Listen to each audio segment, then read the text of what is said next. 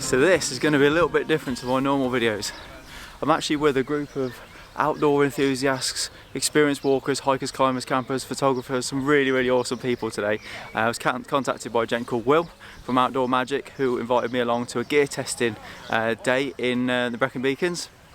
I'll put where we are now as a priory just there, absolutely beautiful. So hopefully we're going to get, basically we've been given this opportunity to try out all these new jackets, gear, amazing stuff, tents, sleeping stuff, walking boots, everything. So it was really awesome gear to play and test, have a good play around with and see what we're like and whatnot. But yeah, Will from Outdoor Magic, if you would jump over to, I'll put his handle for his Instagram down there as well, so jump over and say hello. But it's a fantastic platform for reviewing gear and stuff like that. So he invited me and some really awesome people along just to test out all this gear. So hopefully we'll get some landscape photography done as well, because we're going to go on for about a 13-mile hike in a minute as well. So testing all this new gear, putting it through its paces, and yeah, hopefully get some decent photographs as well.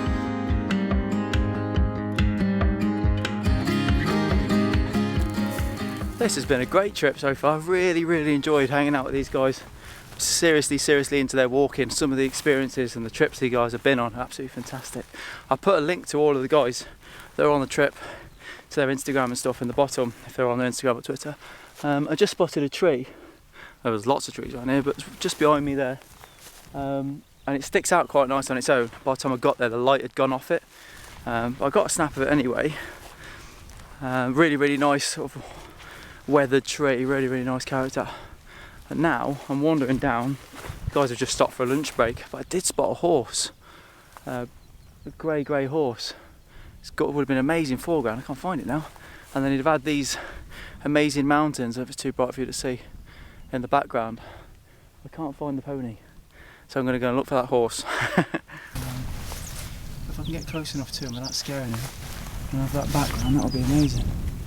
So I just need to get a little bit closer with the 35mm. A little bit closer. Oh, it's two. A little bit closer. The pics come. Absolutely beautiful. Two of them. So I've got this horse. I'd like to get them both, but the one on the left doesn't really get the background in particularly well, so I'm just going to have the one horse there like that. Wait for him to lift his head up, and boom.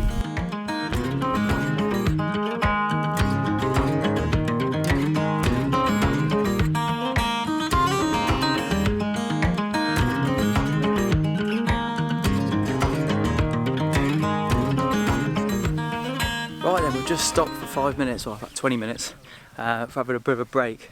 And I thought I'd explain to you why I've chosen to bring the 35mm lens only, and obviously using the X100F, it's a fixed 35mm lens equivalent.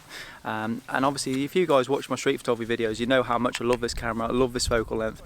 With my professional work as well, events, weddings, I can pretty much do everything with the 35mm anyway, so I'm used to this focal length. So it's really handy for me today, because I knew that I was with quite an intimidating bunch of people. Actually, I thought, you know what, I don't know how fast these guys would be. They're very much likely to be a lot fitter and stronger than I am across up these mountains and stuff. So I wanted to make sure that if I wanted to take any photographs, I wanted to be fast and light, and literally having this around my neck, can't feel anything. There's a few photographers with me today that have got a bit more kit, tripods and whatnot, but I've taken a few snaps. No one's even got the camera out of the bag just yet, so yeah, I'm pretty pleased with the amount of photographs I've got already just using the 35mm. So it's a really good opportunity just to see if using that one focal length I can actually do some landscape photography with just using the 35mm lens. Because obviously you're putting your focusing, pardon the pun, on that focal length, so you know exactly what's going to work with your compression, what's going to work with your depth of field. And actually on a few occasions, a few of the shots I've got, I've just been pre-focusing at about 5 meters, f8, 500th of a second, auto ISO, and then just using the histogram, just making sure I'm pushing to the right. And that's literally it. I've just been using minimum settings, and it's enabled me, as we've been walking, quite quick, just to grab a few shots as we've been walking, just to keep up with everybody, because I don't want to be the one that slows everybody down. So the 35mm for me is pretty much the perfect. I suppose with landscapes 28 might be a bit better, I don't know, but I really enjoy the 35mm anyway. It's what I'm used to, and this little camera is absolutely fantastic because it's always around my neck, it's not getting in the way, and I'm not slowing anyone down, and hopefully I'll get some good shots still.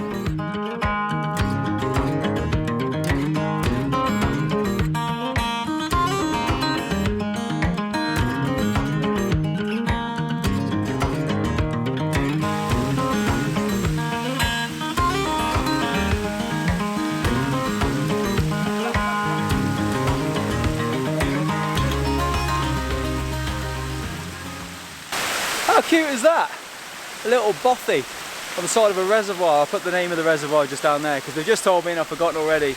I've actually camped here before. I camped just on the perch over there for sunrise once, but that was a dreadful morning, so that didn't work. But yeah, we've come down to this amazing little bothy just to check it out really. Last time I came there's people in there, so I couldn't get in there. It's empty now, so I've had a quick look inside. But I thought, while I'm here, the guys are up there having a coffee and have a bit of a break. I thought I'd run down, get away from it all, see if I can get a quick shot of this because the weather was dreadful last time. I've actually got caught in a rain shower again today. Good chance to test the gear, but it's not very good for photography. So I thought, I've only got this tripod now, the one that I'm using to hold the Canon. And what I'm going to do is put the tripod quite low to the water. So say I've only got the 35mm lens, so I can only use 35mm equivalent.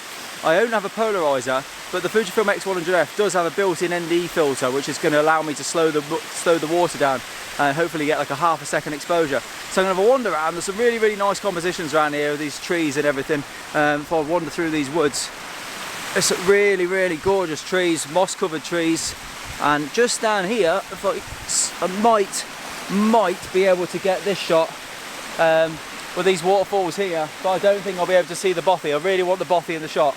This is fantastic, but really love the way it cascades down there, but it's not going to be good as far as getting the bothy in the shot as well.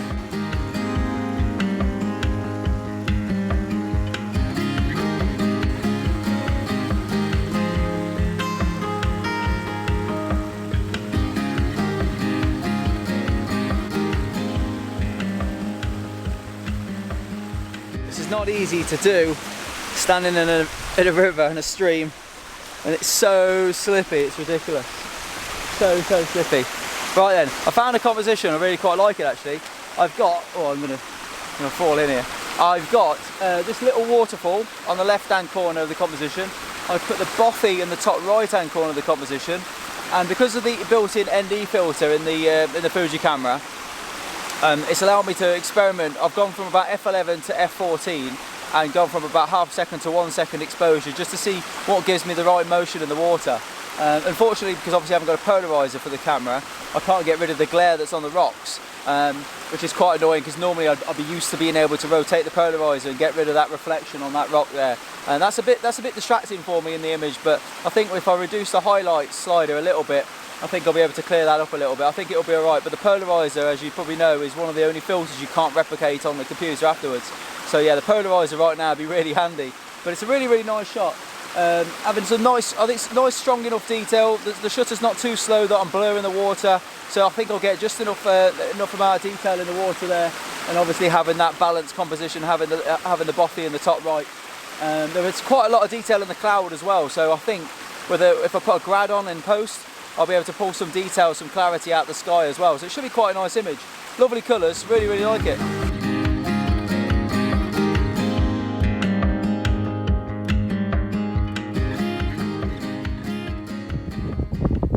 One of the things I love about the Brecon Beacons is these wild ponies that are everywhere. They are stunning, especially with a moody sky like this. See how close I can get to this fella. I've never taken so many pictures of horses.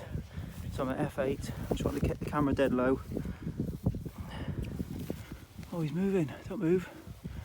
Oh, I want to persevere without scaring him off. I want loads of the sky and a bit of the grass.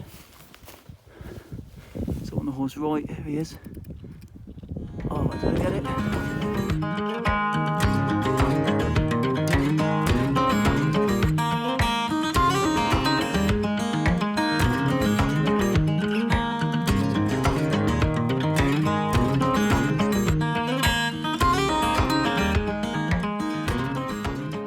Look at this, 25 0.41k. 25.5 kilometres we did today. Been a fantastic day. Fantastic. Shut up, Grant. It's been a fantastic day. These guys are awesome. We just got back to the we pitched the tents now. We've all been given a load of tents to use tonight. I've got an MSR Hubba just there. That's my baby for the night. I'm really chuffed because I really want one of these tents. Amazing tent. So yeah, good chance to Alan getting a bit of solo action in the background. They're amazing guys. We've had a really awesome, hell of a trip. Long walk, fair bit of climbing. Weather went a bit crap at one point as well, but it's been really awesome. Amazing people. Some of these guys are truly inspirational. So do check them out. I'll put a link to their Instagram and Twitter and stuff in the bottom, so do check them out. It's these guys who've got some amazing trips planned. So one of the girls is just going to do a solo tour, which you wouldn't believe me if I told you, across like incredible terrain. So I'm trying to convince her to vlog it as well so we can watch what goes on, but definitely check her out. I'll put a link to her Instagram and stuff down there as well, so it's going to be an amazing time for her. But yeah, really inspirational people. Maybe consider perhaps getting out and taking seriously the idea of doing some of these proper adventurous trips. Although the Brecon Beacons and Snow Deer are beautiful, it'd be awesome to experience some of the things that these guys have got planned. So yeah, truly inspirational stuff. We saved a sheep as well. In other news, we've seen a sheep caught between barbed wire and a bush. Do not know how it got in there, but we chased it around for 45 minutes trying to just coax it out of a gap, but that weren't working. So we prized the fence apart, and one of the girls managed to lift it out as we prized the thing apart. So yeah, it's been an eventful day. Really awesome. Got a few shots I think I really like. I really love walking around with a 35mm on the X100F, just using this one focal length. I've really enjoyed just having just this way of thinking around my neck. As I say, I'm used to using it for my street photography in my events anyway, in my weddings and stuff, but yeah, for landscape photography I don't really feel like I've missed any opportunities. Pretty much been shooting f8 the whole time, letting the camera do it. I told the camera, the ISO, to shoot no lower than 400th of a second, and then down to 250 when the lights start to drop as well. So it didn't really bother me shooting with just the 35mm. In fact, I really enjoyed it. Just meant that I could concentrate on getting on with these guys, having a laugh and exploring, and not thinking too much about the photography. So I'm going to join these guys now. So thanks again for Outdoor Magic for putting on this event. It's been really awesome to meet these people. So yeah, jump over to Outdoor 100 is the magazine that does the reviews and everything. So jump over and say hello. Will's a fantastic guy, and he does a really good job reviewing some awesome gear. So yeah, thanks so much, Will, for putting on this event. It's been great to meet you, and great for meeting all these people as well. So I'm going to go over, have a beer, and enjoy the rest of the evening. Thanks so much for watching. See you again. You rescued your first sheep. I mean, she seems pretty happy. Yeah. Well done. Oh. You don't want to put it down, do you? I don't.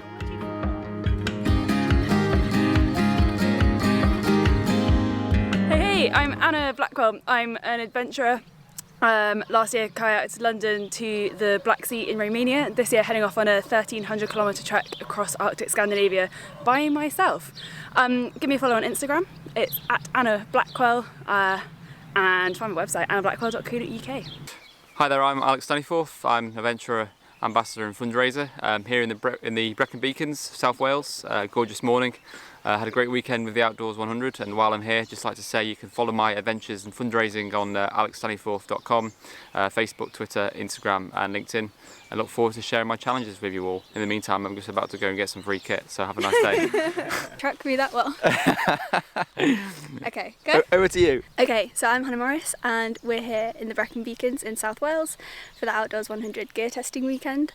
It's been a really fantastic weekend so far, and you can follow my adventures on... Where can you follow my adventures? You can follow my adventures on my YouTube channel, Hannah Morris, or on my Instagram, Hannah_outside_. Okay. Hi everyone, I'm James Forrest. And I'm Nicola Hardy. And we're currently trying to do a single round of the Munros. Yep, all 282.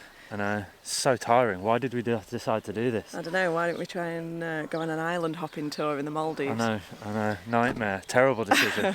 But yeah, we're just out here in the beautiful Brecon Beacons with Outdoors Magic, having a great time. Testing out some gear. And you can follow our adventures on Instagram. I'm at James Michael Forrest. And at adventurer.nick. Awesome. Cheers, guys. Bye. Hi, I'm Will. I'm editor of Outdoors Magic, and I've brought everyone here today for our Outdoor 100 product testing, which is an annual guide to the latest and greatest outdoor kit. We've got everyone here basically getting their hands on everything, sleeping in it, hiking through the rain in it, and just getting a feel for it all, just so we can get their feedback, know what works and what doesn't. And it's been really, really, a good project to do. I think we've got some great feedback, and I can't wait to launch the campaign in mid-June.